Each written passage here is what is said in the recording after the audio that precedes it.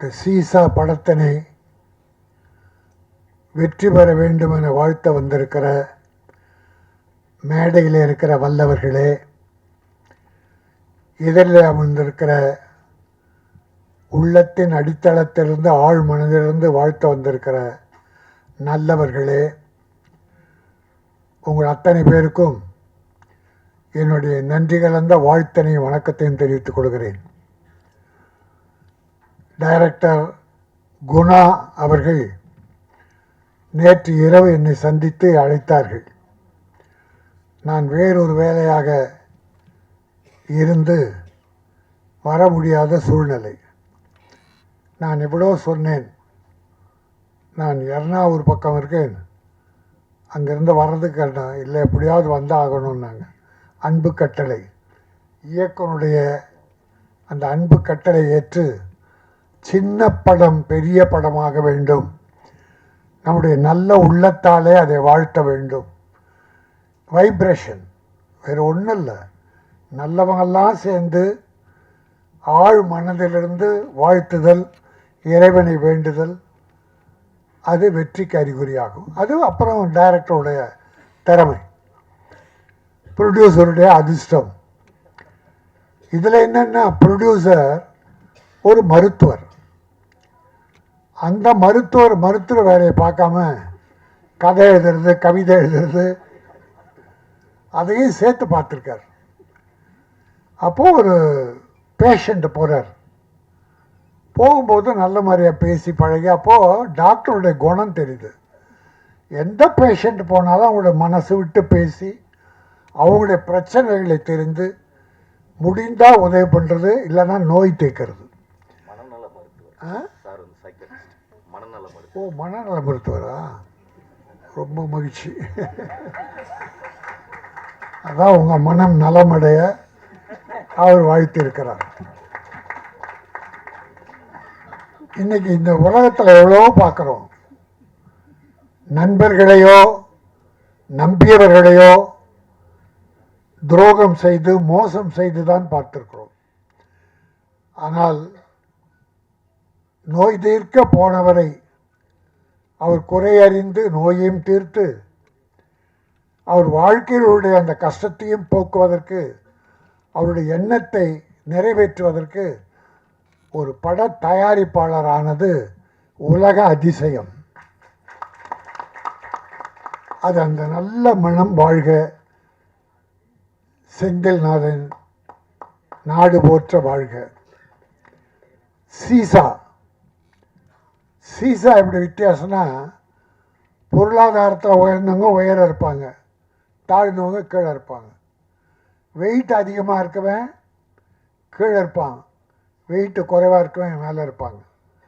Seesaw வெயிட்டானவங்களை கீழே இறக்கும், லேசானவங்களை மேலே ஏற்றும்.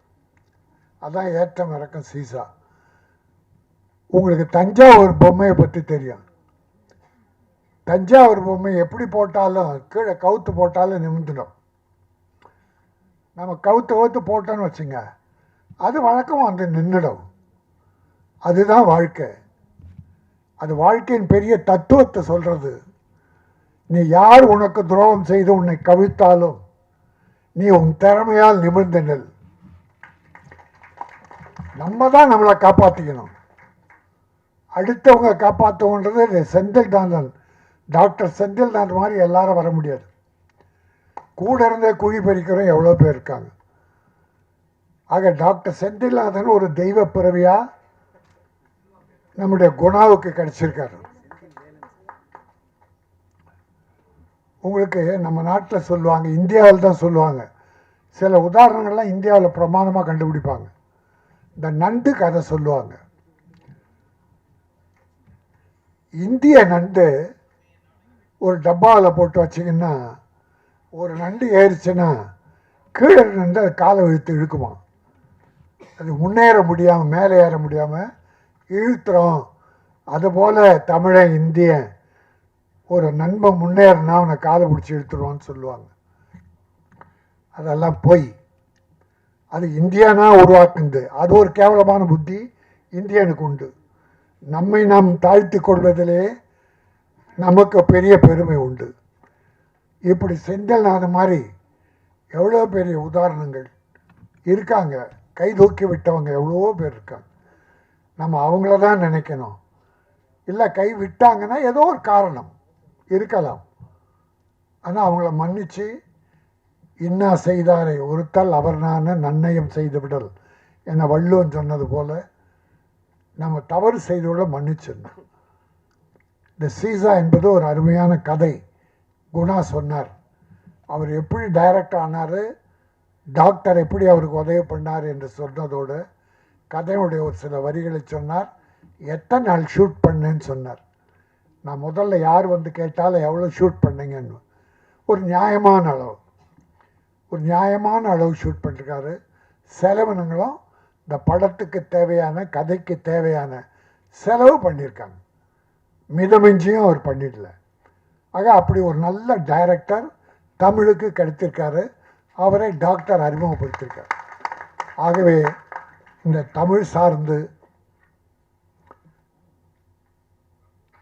ஒரு சின்ன ஒரு தமாஷா ஒன்று மட்டும் சொல்லிட்டு முடிச்சுக்கிறேன். ஒரு இந்தியன், ஒரு அமெரிக்கன், ஒரு ஜப்பான், இந்த 3 பேரும் ஒரு விமானத்தில் போகிறாங்க.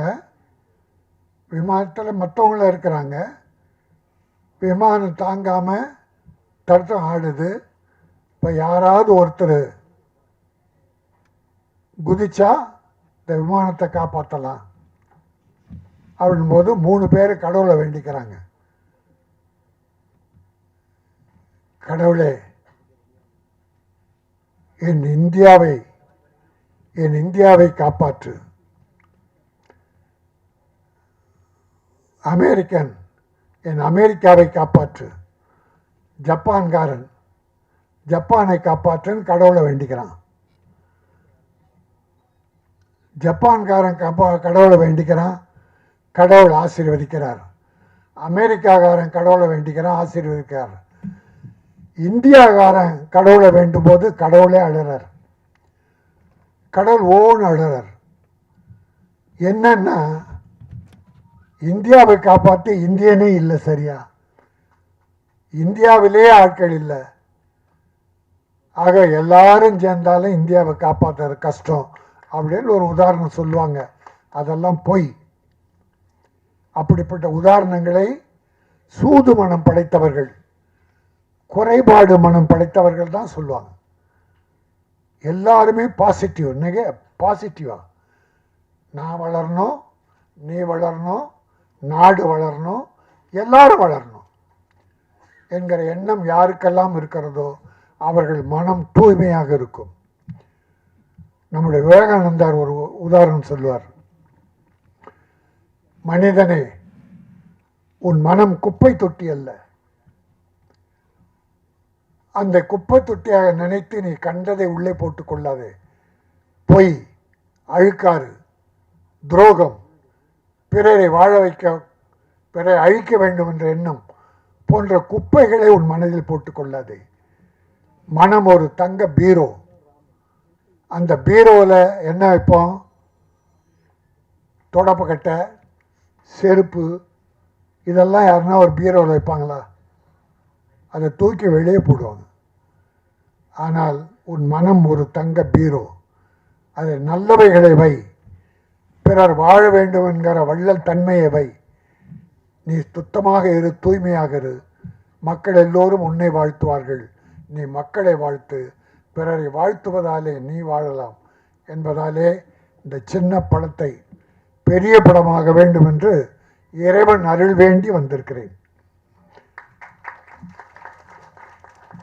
சீசா என்கிற இந்த படம் நல்ல மனம் கொண்ட மருத்துவரால் இன்றைக்கு இது ஆரம்பிக்கப்பட்டது.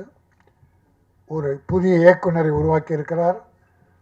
இயக்குனரும் வாழ வேண்டும், தயாரிப்பாளர் வாழ வேண்டும்.